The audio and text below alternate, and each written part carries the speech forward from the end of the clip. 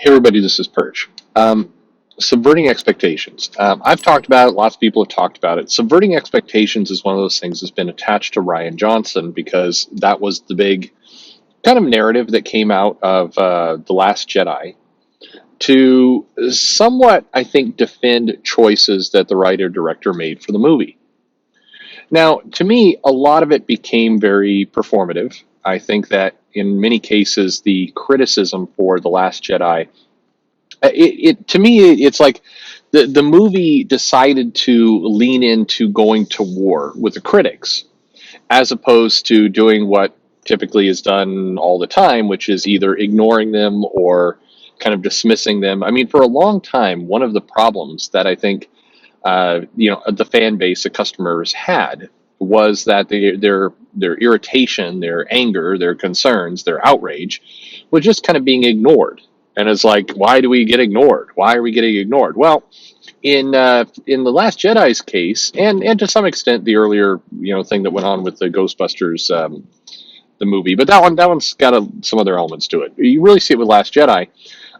Good news: the people involved in the movie did not ignore the criticism. They went to war with it. The critics were terrible people. They were all misogynists because, well, in fairness, some of them said we hate women, but not many. I mean, you took a couple voices saying that, and you kind of blanketed the entire all the criticism under that umbrella.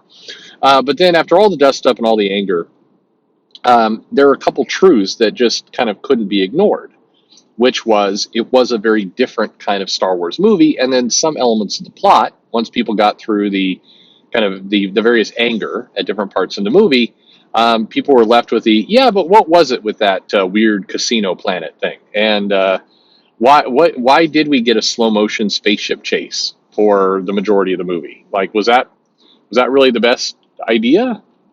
Why did we do that?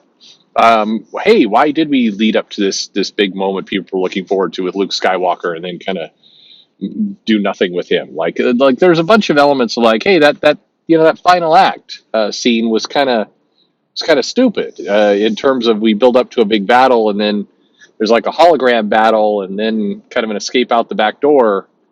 Like this doesn't seem like it's not your typical movie. And so the response to that criticism, which now is going on more substantive things, became Rian Johnson was subverting your expectations. He was the gift of the movie was that you didn't get what you expect. You expected one thing, and you got a plot twist. You got something different. And kind of along with that was you shouldn't be angry because you didn't get what you expected. It's that part that I think is always a little dubious, and that plays into the going to war with the fans and the customers bit of the, hey, you shouldn't be mad if you go in expecting something and then you don't get it. And I think that argument, that argument's just a tiny bit flimsy.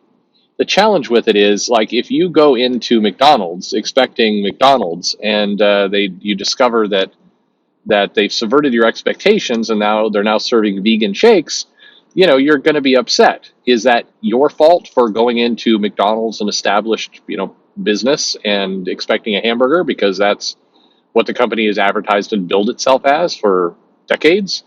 Or it could be a funny joke. Now, sometimes that works out. Maybe you go into the McDonald's and that vegan shake is amazing, and then you're like, I never knew I wanted this, and then you're happy. But you can't really act. You can't really go to your fainting couch when people are like, "But I wanted a hamburger."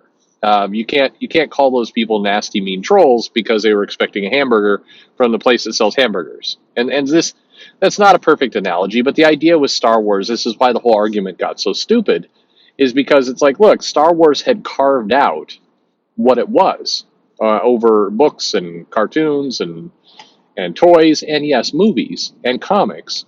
It had carved out what it was supposed to be. And you can always change that, and it's okay for you to change it. The brand and the property owner has the right to change it. And in this regard, I think a lot of the fans who were screaming and everything else, they were ignoring that simple truth. You don't own Star Wars. Disney bought Star Wars from Lucas. They decided to do what they wanted with it, and that's their right to do so. They own it. They have the right to do it. Um, they absolutely do. That's their part of the equation. And of course, the customers have the right to say, "Well, I'm not interested anymore because this isn't what I thought," and complain about it. Because I mean, for God's sake, the funny thing about the internet and social media and message boards and all the rest is that it was largely designed, created, put together so that people could debate and argue. And then what do you know? People did that. They argued, and I mean, shock. What did people think was going to happen? I it's like I always say, like I never expected that this social media platform that encourages likes and blocking and other things would lead to argument. Like, of course, you knew that was what was going to happen. Talk to any founder of any social media service or message board, and they will tell you that's exactly what they intended. That's what they wanted. What do you think? People are just going to go to this site and share pictures of their pets and food the entire time? No, no, no. That's not what it was for. Anyway, comics have taken up this mantle, kind of like comics does. It inherited this idea of subverting expectations, whether it's the X-Men or Batman or what Tom King's doing or whatever else. Subverting expectations has changed a little bit from becoming, hey, we're going to surprise and delight you with something you weren't expecting. I think one of the very, very early subverting expectations as a phrase came from a lot of the Sherlock Holmes books, because the idea was that there was a twist and you wouldn't see it coming. And so you had expectations that the story was going to go in one way, but it went in a different way, because that's what the twist is all about. And subverting expectations sounds more fancy than twist. So, people can say, I'm a smarter, educated person because I'm using subverted expectations as opposed to twist. Twist sounds old fashioned and crummy. I don't know why I went into that voice for that particular segment, but the challenge is subverting expectations today. Typically, is a director, a writer, a comic artist, whoever it might be. They came in and they told a different story than what story the franchise had established it itself as. And it did at that point. And here's the dirty truth about subverting expectations: it all depends on skill. If you're a skillful storyteller, you will pull it off, and then you've delivered the good twist. And if you suck, then you do not deliver a good story, and people will be unhappy with you, and then you can complain that they're just angry because you subverted their expectations. You could do that, but at the end of the day, you wrote a bad story. Look, right now, Jeff Thorne is doing Green Lantern, and he's got he's you could argue he's subverting expectations, because he's gonna power battery blew up, Green Lantern stranded across space. He's changed the mythology to some extent. It's a lot of subverting expectations if your expectations were that you're going to get a Green Lantern story that felt like the Green Lantern stories of 2015, or a Green Lantern story like the previous Grant Morrison version. It definitely is. If your expectations you were going to get more of that, then you've been subverted. But it's a good story. So he's delivered something that you want. And maybe the ultimate form of subverting expectations or not is if your expectations are, I'm going to spend $3, $4, $5, whatever it happens to be on this comic, and I'm not going to feel terrible about the money I spend, that I'm actually going to enjoy the story, whatever it might be, then those are great expectations to meet.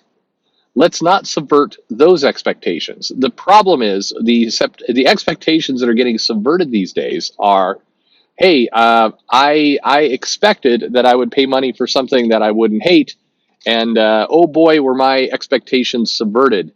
I wound up with something that I can't. I feel very ashamed at giving any of my money to this thing, and now I'm angry. Don't subvert those expectations. The idea of writing a story intentionally to subvert expectations, I think, is extremely risky. You have to be a good storyteller. If your twist that nobody will see coming is a great one, then perfect. But it better be a great one, and you better know what you're doing. And just doing something different to do something different, that's a recipe for failure. And that's unfortunately what we're seeing a lot of right now. A lot of twists, but not twists anybody wants, is interested in, or frankly carry off very well. We're just doing things differently to be different. And doing things differently to be different is not profitable. But what about you? Do you like having your expectations subverted? Let me know I should have actually done this video with the title Expectation Subversion and then like talk about, I don't know, paper quality of the 80s. That would have been subverting some expectations. Yeah. Anyway, thanks for listening.